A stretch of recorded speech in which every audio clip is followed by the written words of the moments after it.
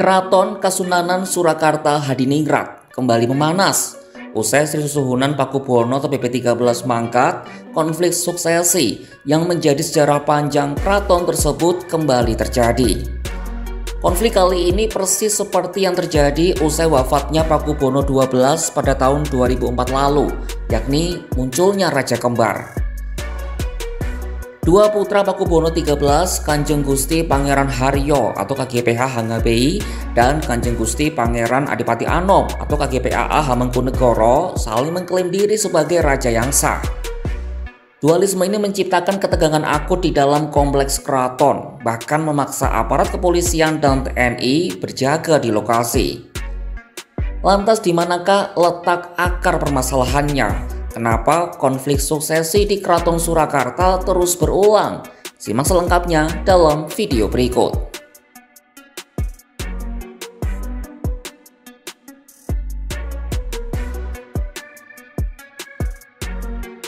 Kondisi dualisme tahta ini dipicu oleh dua putra mendiang PP13 yang sama-sama mengukuhkan diri sebagai Pakubuwono XIV.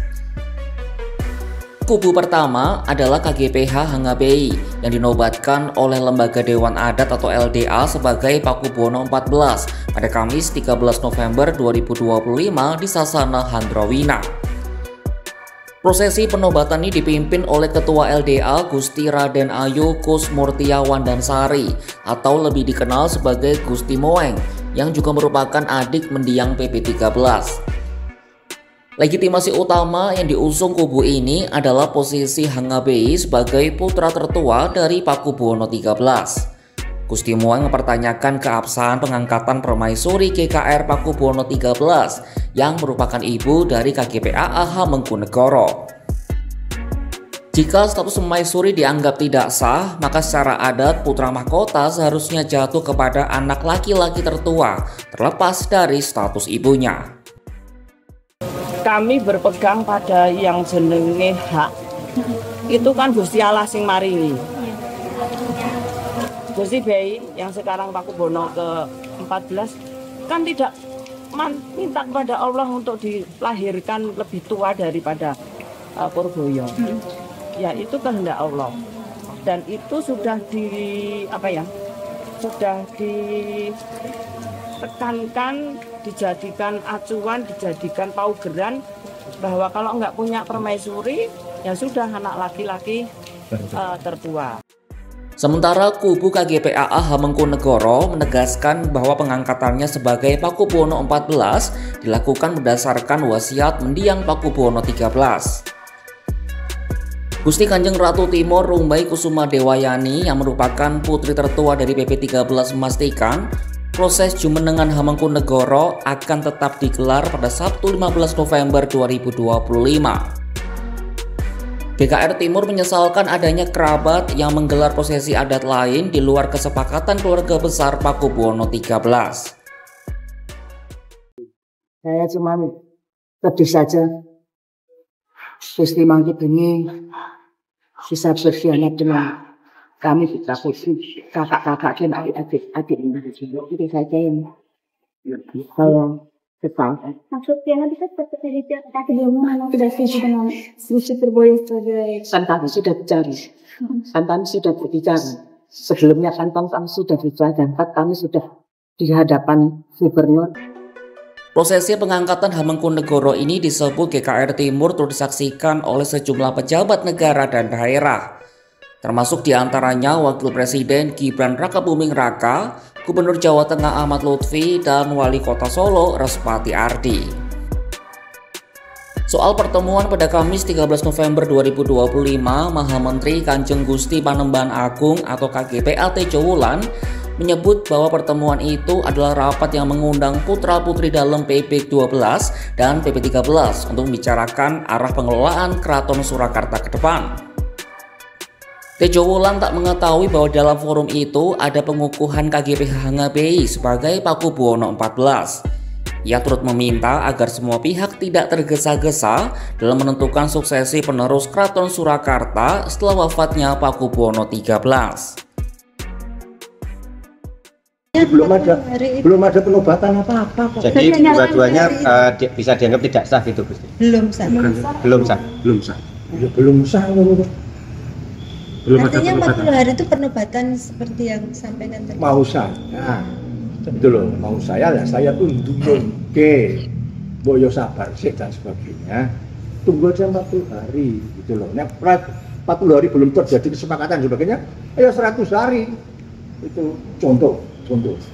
Kok sekarang kesusu ya mau ya apa, nek kowe alon-alon harus nunggu apa gitu loh. Nah saya nih pengennya rukun dulu dirembuk yang baik. Gusti Muang menjelaskan GKPAT Jowulan bertindak sebagai sesepuh dalam proses penobatan HNGPI. Apalagi Tejo Wulan juga disebutnya telah ditugaskan pemerintah sebagai jembatan antara lembaga Dewan Adat dan seluruh kerabat keraton. Gusti Muang juga memastikan tidak akan menghadiri jumenengan KGPAA Hamengkubuwono pada Sabtu mendatang karena menilai posisi itu tidak sah. Sementara KGP HNGPI yang telah dikukuhkan sebagai Pakubuwono XIV juga enggan berbicara banyak. Ia mengaku belum bisa memastikan kapan jumenengan atau upacara kenaikan tahta akan digelar. Menurutnya, hal itu akan ditentukan oleh Mahamentri KGPAT Jowulan dan para kerabat. Dia juga menyebut belum menjalin komunikasi dengan adiknya, KGPAA Hamengkubuwono, setelah situasi ini memanas.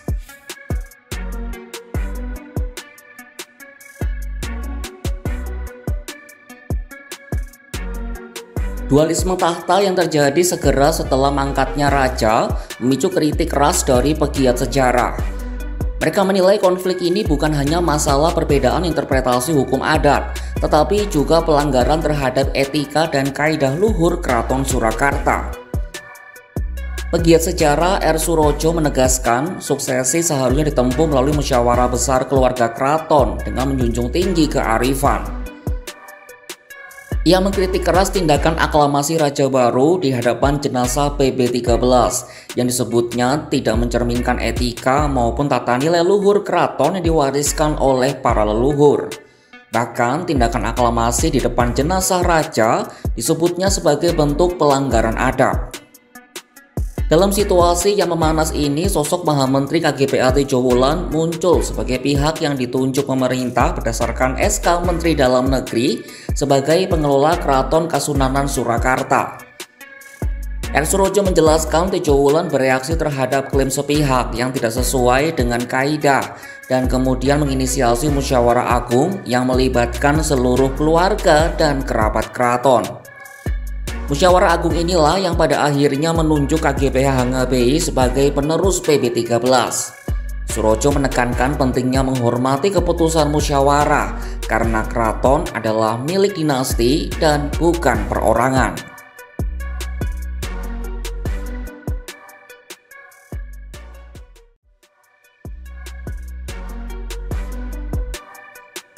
Dalam menjawab pertanyaan mengenai siapa yang paling berhak, pengamat sejarah Ki Rendra Agusta mengungkapkan bahwa suksesi di Kerajaan Mataram Islam termasuk Keraton Surakarta tidak memiliki pola yang baku.